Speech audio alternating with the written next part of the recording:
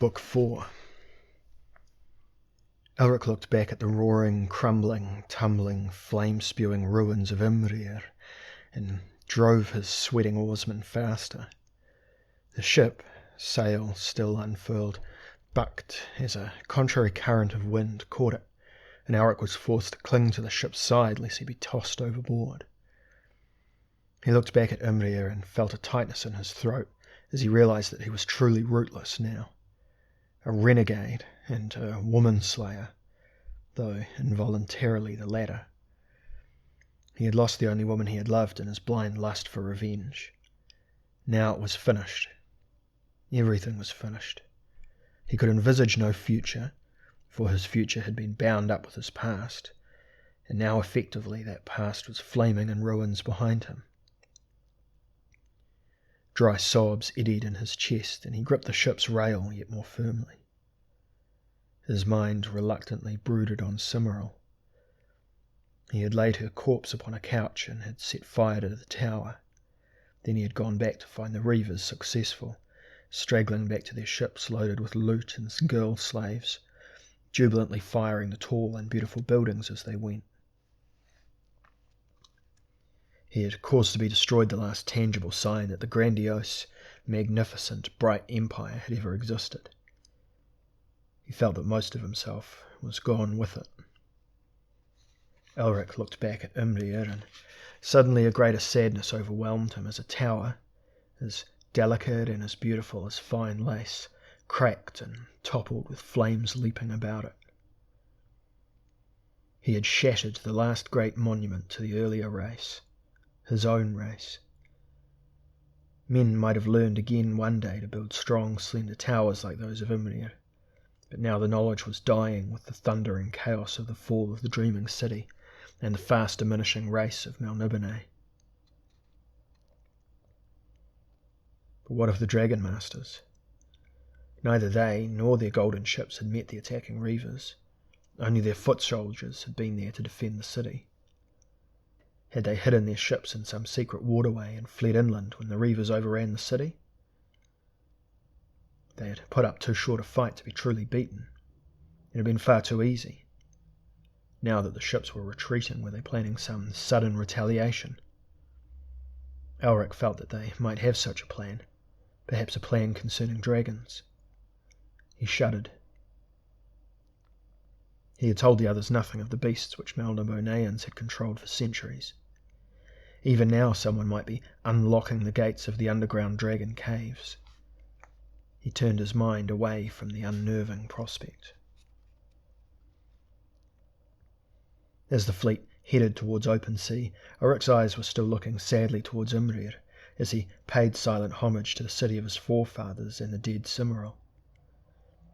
He felt hot bitterness sweep over him again, as the memory of her death upon his own sword point came sharply to him. He recalled her warning, when he had left her to go adventuring in the young kingdoms, that by putting Urkun on the ruby throne as regent, by relinquishing his power for a year, he doubled them both. He cursed himself. Then a muttering, like a roll of distant thunder, spread through the fleet, and he wheeled sharply, intent on discovering the cause of the consternation. 30 golden-sailed Melnibonéan battle barges had appeared on both sides of the harbour, issuing from two mouths of the maze. Elric realised that they must have been hidden in the other channels, waiting to attack the fleet when they returned, satiated and depleted. Great war galleys they were, the last ships of Melniboné, and the secret of their building was unknown. They had a sense of age and slumbering.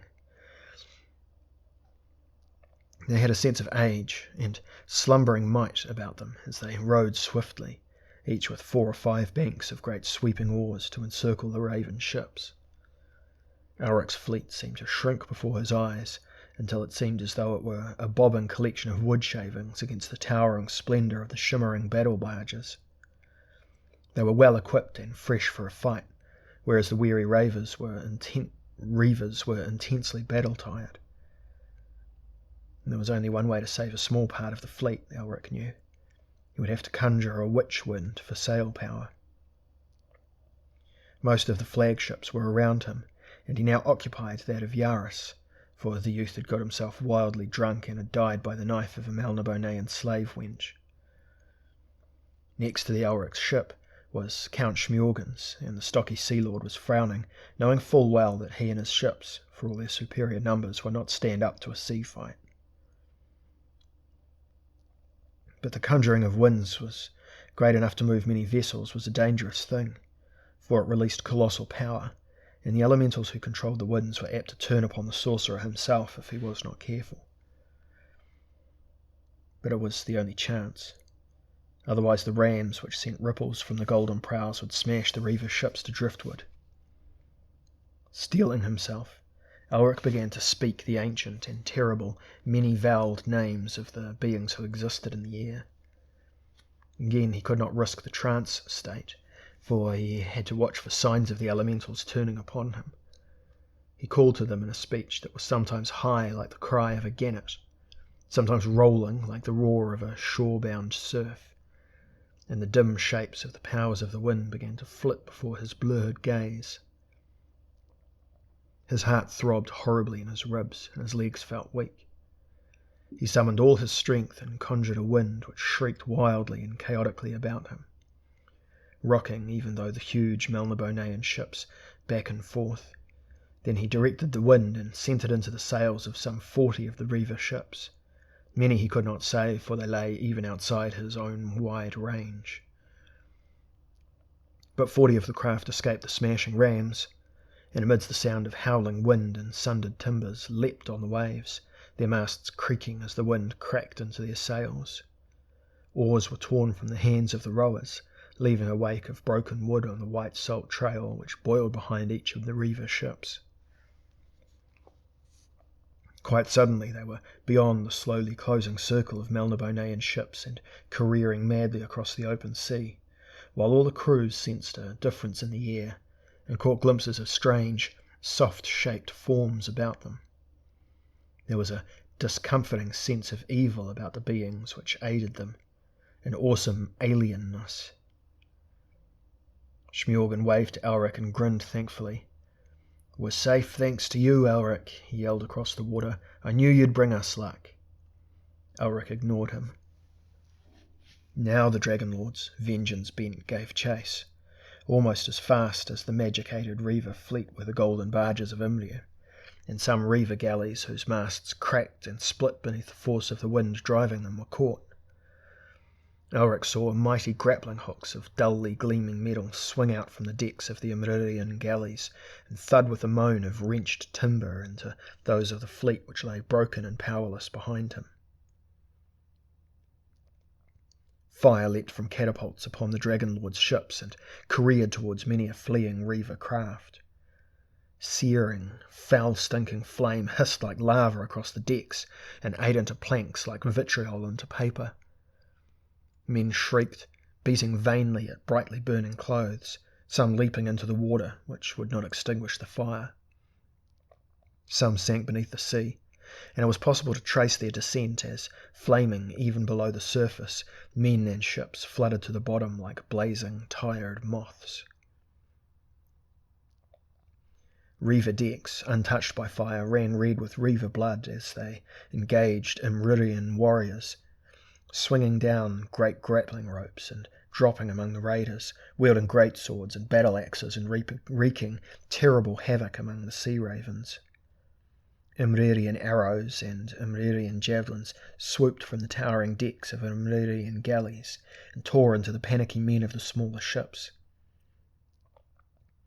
All this Elric saw as he and his vessels began slowly to overhaul the leading Imririan ship, flag galley of Admiral Margum Colum, commander of the Melnibonean fleet. Now Elric spared a word for Count Schmjorgen. "We've outrun them," he shouted above the howling wind to the next ship, where Schmjorgen stood staring wide-eyed at the sky. "But keep your ships heading westwards or we're finished."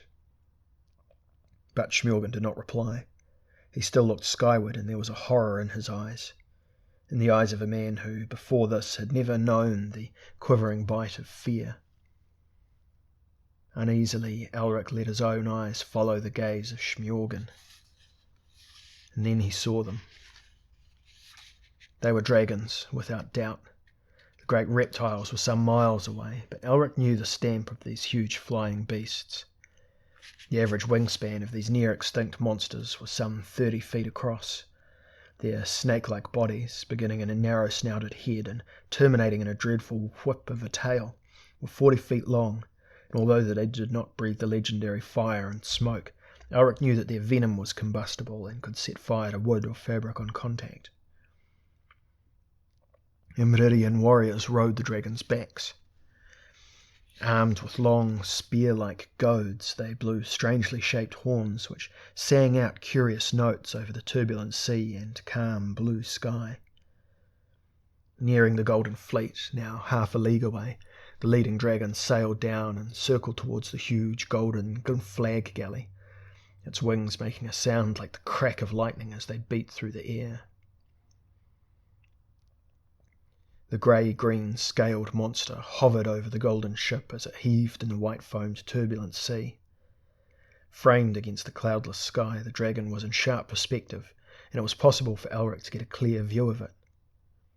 The goad, which the Dragon Master waved to Admiral Margum Column, was a long, slim spear, upon which the strange pennant of black and yellow zigzag lines was, even at this distance, noticeable. Elric recognised the insignia on the pennant. Divim Tvar, friend of Elric's youth, lord of the Dragon Caves, was leading the charges to claim vengeance for Imrir the Beautiful. Elric howled across the water to Smjorgen. "These are your main danger now. Do what you can to stave them off." There was a rattle of iron as the men prepared near hopelessly to repel the new menace. Witchwind would give little advantage over the fast-flying dragons.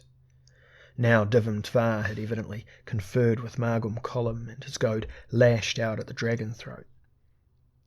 The huge reptile jerked upwards and began to gain altitude. 11 other dragons were behind it, joining it now. With seeming slowness, the dragons began to beat relentlessly towards the Reaver fleet as the crewmen prayed to their own gods for a miracle. They were doomed. There was no escaping the fact. Every Reaver ship was doomed and the raid had been fruitless. Elric could see the despair in the faces of the men as the masts of the Reaver ships continued to bend under the strain of the shrieking witchwind. They could do nothing now but die.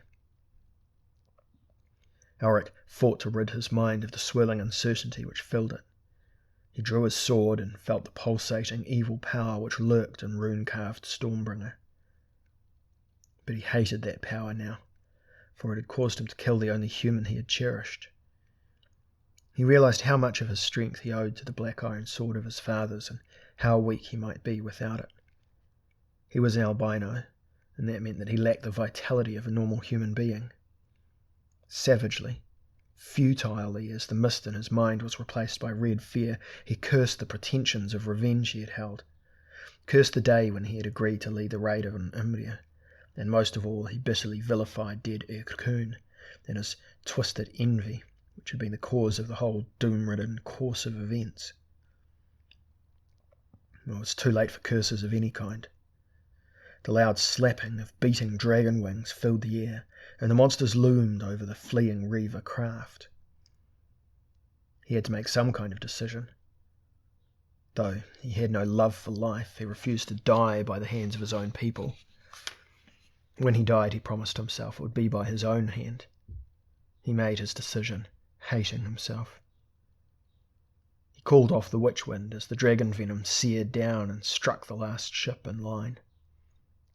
He put all his powers into sending a stronger wind into the sails of his own boat, while his bewildered comrades in the suddenly becalmed ships called over the water, inquiring desperately the reason for his act. Elric's ship was moving fast now, and might just escape the dragons. He hoped so. He deserted the man who had trusted him, Count Smjorgen, and watched as venom poured from the sky and engulfed him in blazing green and scarlet flame. Elric fled, keeping his mind from thoughts of the future, and sobbed aloud, the proud prince of ruins, and he cursed the malevolent gods for the black day they idly, for their amusement, they had spawned men. Behind him, the last Reaver ships flared into sudden appalling brightness, and although half thankful that they had escaped the fate of their comrades, the crew looked at Elric accusingly. He sobbed on, not heeding them, great griefs racking his soul.